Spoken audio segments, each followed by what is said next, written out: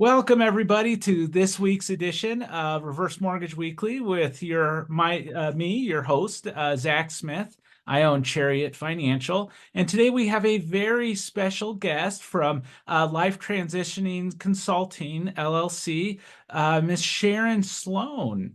Hi, Sharon. How are you, Zach? I'm doing well. I'm doing well. I'm very Good. excited to have you on our podcast today. Thank you for being open to sharing a little bit more about your business and things like that.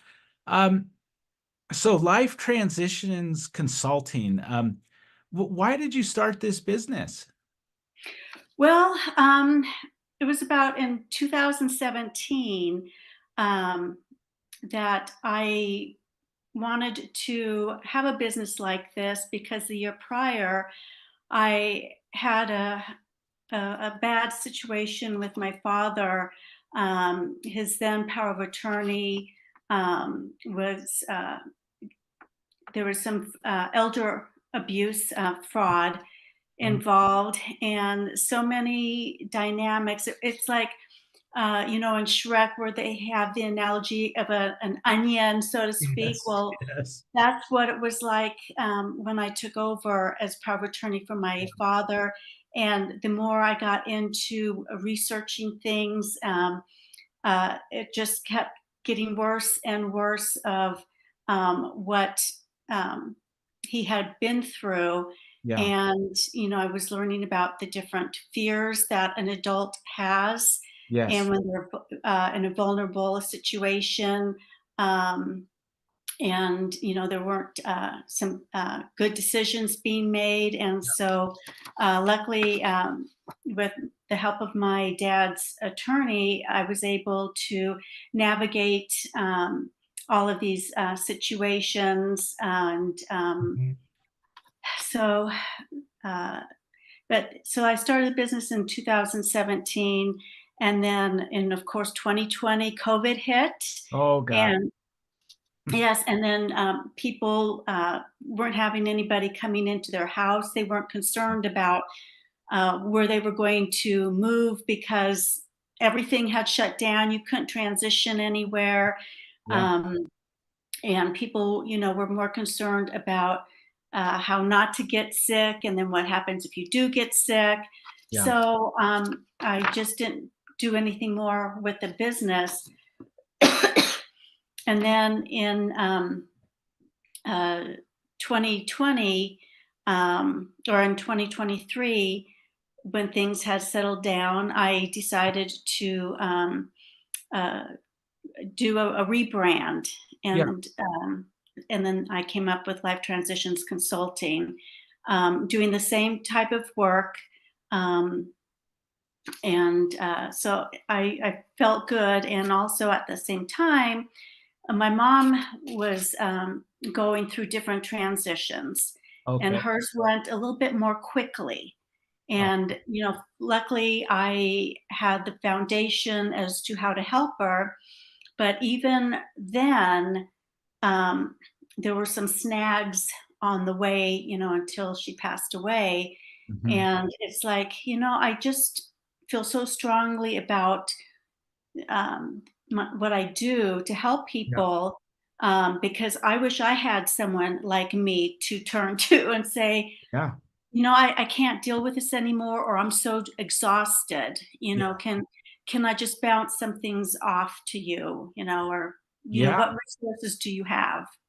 Yeah, absolutely. I could understand how, it's such an emotional toll that it takes on families. And there's just so many moving parts at the same time. I mean, the services that you offer, I mean, my gosh, I mean, very valuable to families, I could imagine.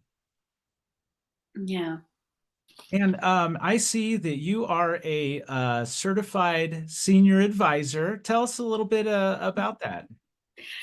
Yes, a certified senior advisor is someone who specializes in aging.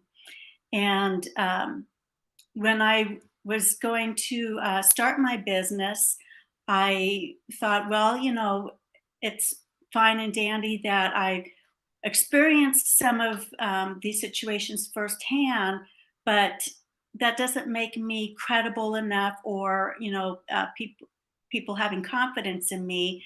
So Mhm. I found an organization called Society of Senior Advisors, and they offer this really cool course, and it covers the journey of aging, health transitions as people grow older, quality of life choices for older adults, financial and estate planning for age 65 and older, um, federal and state programs for retirement and healthcare, and essential ethics for working with older adults.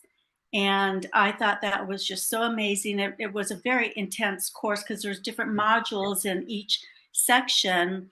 And I'll tell you, after I took the test, I literally cried. Oh yeah. Oh yeah. And it wasn't just because I passed, that was great, Yeah. but because of what it meant for me, and the circumstances with my dad. It was like, okay, I'm on my road here. Yes, yes. And I think you probably know this. I've been a CSA for about 8 years, and to take the test, I had to shut down my business for almost 2 weeks because it was such an intense test. But going through the education was just so valuable for me because just like I wanted to understand my clients better. I wanted to know how to better serve them. And boy, what a wonderful organization to really bring a lot of things to light that I didn't even think of as a professional working with older adults. So congrats to you and getting that designation. I know it's not easy to get. So what kind of services do you provide? Well, I support the family members and the aging adult, and just we talk about their different goals that they want, and I put a plan in place. And some topics that could be covered might be safety at home. Mhm. Um, Maybe the family doesn't think that the senior should be driving. We all Mhm. feel that way. Like, Yeah. oh, I don't know if they should be doing that. Yes, yes. And how to navigate those conversations, and or they might be concerned about the sociability, that maybe they're just staying more at home now, and they're not getting out, they're not talking with their friends. Mhm. Sometimes it's they everything is fine at home, except maybe there's some there could be some improvements, Mhm. maybe um, doing some modifications, doing a ramp, or Yes, just kind of some common sense kind of things. And also, then that makes it a segue into talking about the future too. yes. Mhm. Yeah. And sometimes people, they just want a sounding board, Yeah. or it could even be maybe the older adult is kind of getting annoyed by family, of, well, you should be doing this, or I don't think you should be doing Yeah. that. And, we think you should be moving. Oh yeah. Yeah. I think it helps to have somebody who is not so close to them. Because sometimes when you're so close, you have past a history with that person, so you don't open up as much as you would with sometimes people who are outside of the situation. And just to have somebody there to kind of bounce things off of, I think would be very valuable. Yeah. And what most people don't even consider is that when they do have, when someone moves out of home and is living somewhere else, maybe it's like an assisted living, or memory care, or it's a kind of a continuum of independent and then the Mhm. assisted living. They don't, they think that, okay, well, they're there, so then that's just where they're going to be. But it's not always in their best interest after some time. Yeah. Maybe it was they jumped the gun, Hmm. they got there too prematurely, or maybe they didn't really.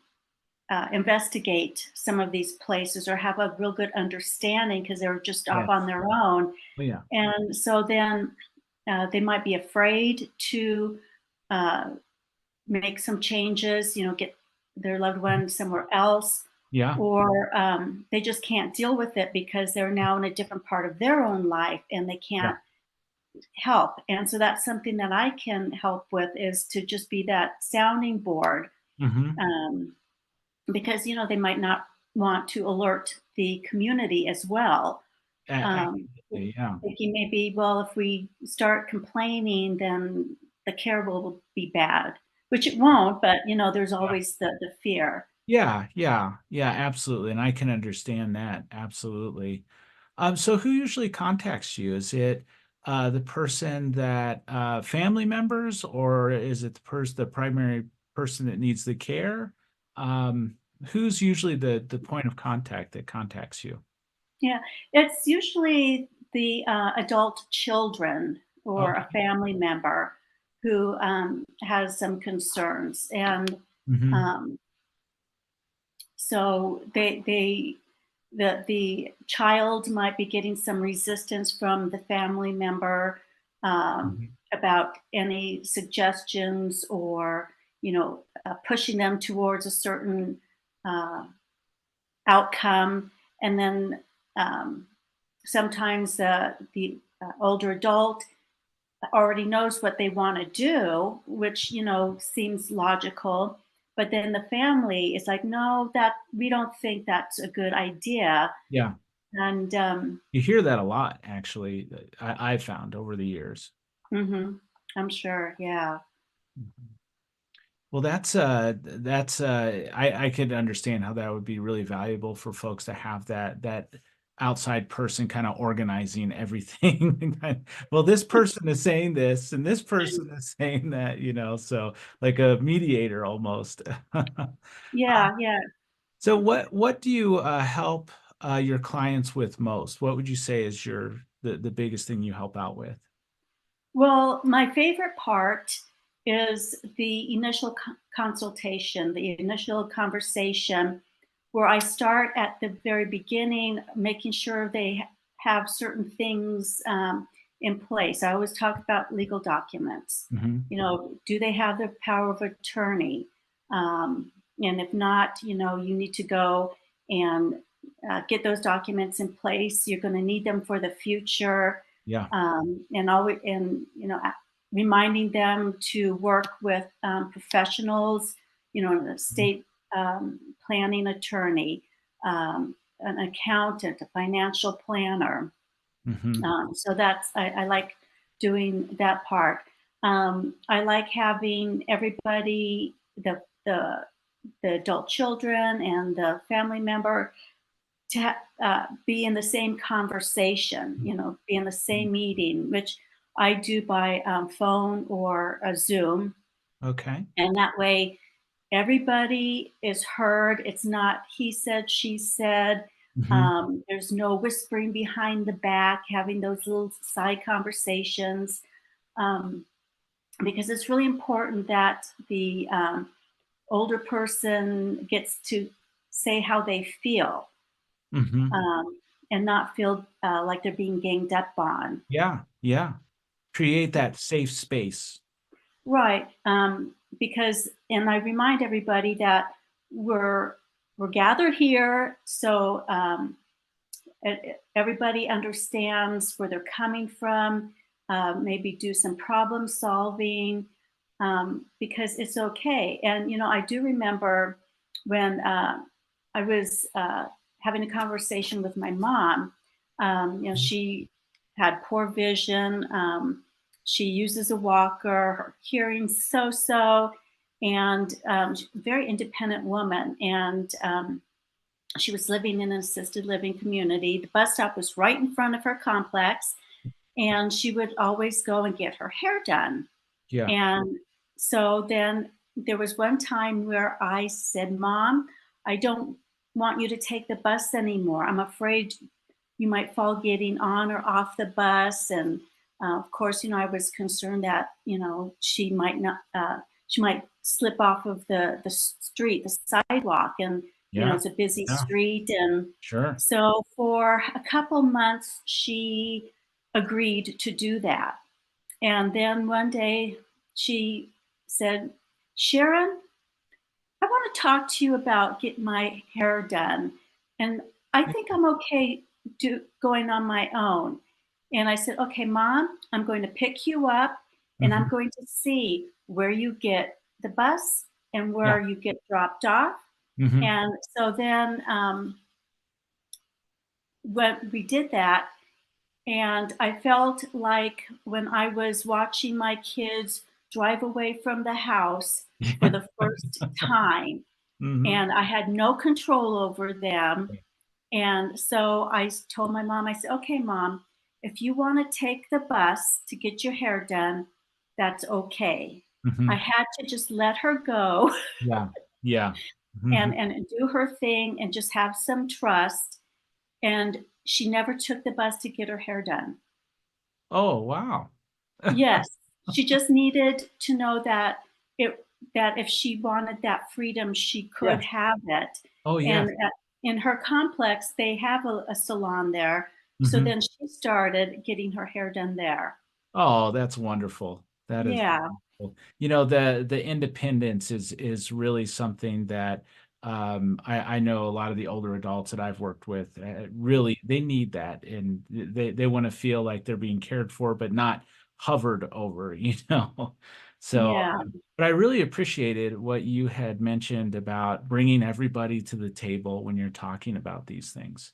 I think that is so vitally important because the communication to be open and just have that safe space that you're creating for the family, I think is vitally important. I know in my line of work, I always invite that. Some folks that are involved with the reverse mortgage, they want everybody at the table. Some of them don't, but it's up to my client. But I think creating that space where everybody is in the loop is vitally important for any major decisions and things like that. So that's yeah.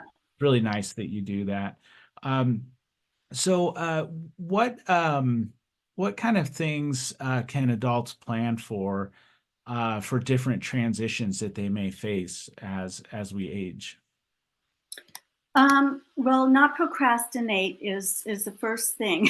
Yeah, yeah, um, you know, uh, People plan, from the moment someone is born, then you're planning, their elementary school and mhm, junior high, high school and college, mhm, and getting a house and weddings and then retirement, and then it kind of stops there. yeah, And there's a lot of good things in between, but there's retirement and aging. That's so many years, especially in this day and age where people are living into their 90s and going into 100, which is great.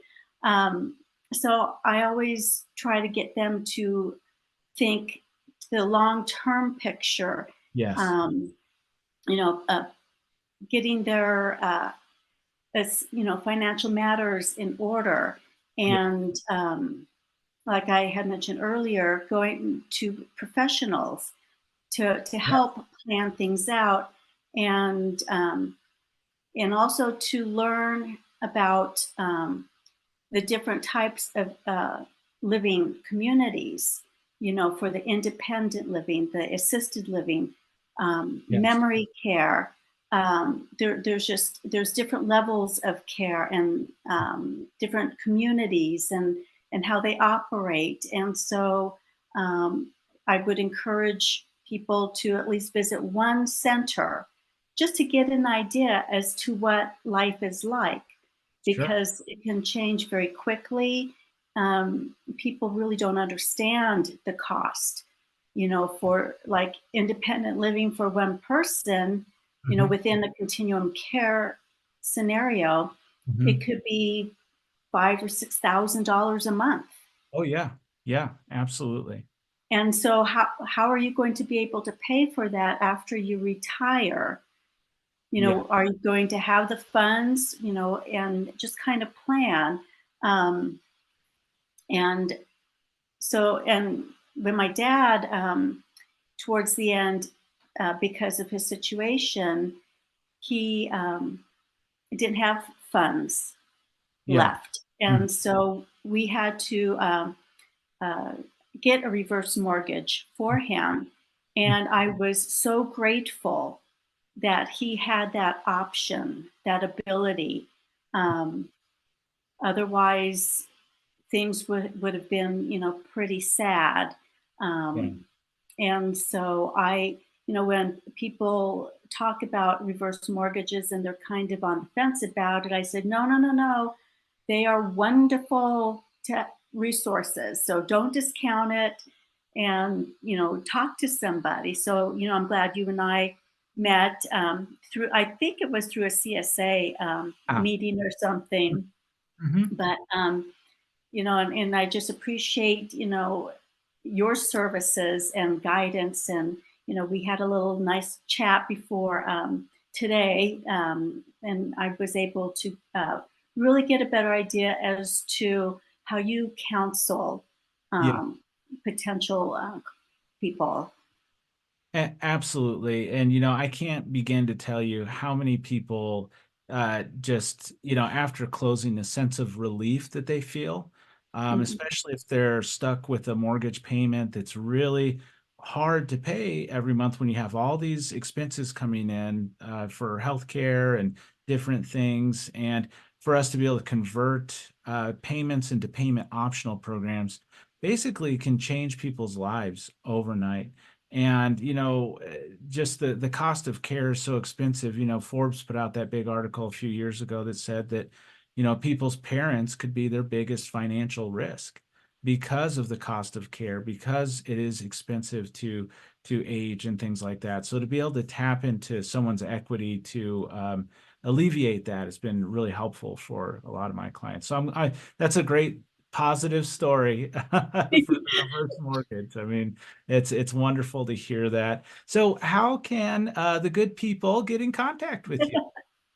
Well, the best way is to schedule a 15-minute introductory meeting, Okay. and they could go to my website, Okay. which is life-transitionsconsulting.com. There's Okay. a little button at the top that says "Make Appointment." They can do that. Um, so that's really the best way to meet with me, because sometimes I'm busy on the phone, so I'm not able to talk, and that's really not the best way because then my time is limited. Yes. And then my website gives a lot of information and some other resources that they might need, especially if it's someone who's a veteran. I have a resource for them. Okay. Yeah. Okay, great. And I'll make sure to put that in the comments too on all the posts when we so that people have that information. And just one more time, what is the website again? It is life-transitionsconsulting.com. Very nice, very nice.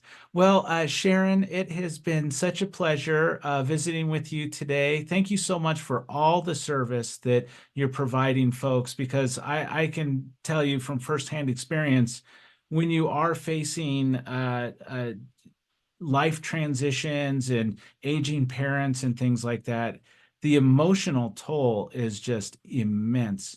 And, that is just the emotional toll can lead to all kinds of other negative type things that you don't want in your life. So to have somebody kind of take that pressure off and to have like you put it, a sounding board, my gosh, super valuable to folks. So thank you so much for your time today. Is there anything else you want to mention before we end the call here? No, I'm just so grateful for the opportunity to talk with you and let everybody know what I do. Yeah, well, I think you're doing great work, and let's get it out to all the good people here. So, well, thank you so much, everybody, for joining us today. This is Sharon Sloane with Life Transitioning Consulting And if there's anything that myself or Sharon can do for you or your family in the future, don't hesitate to reach out to us. And thanks for joining us.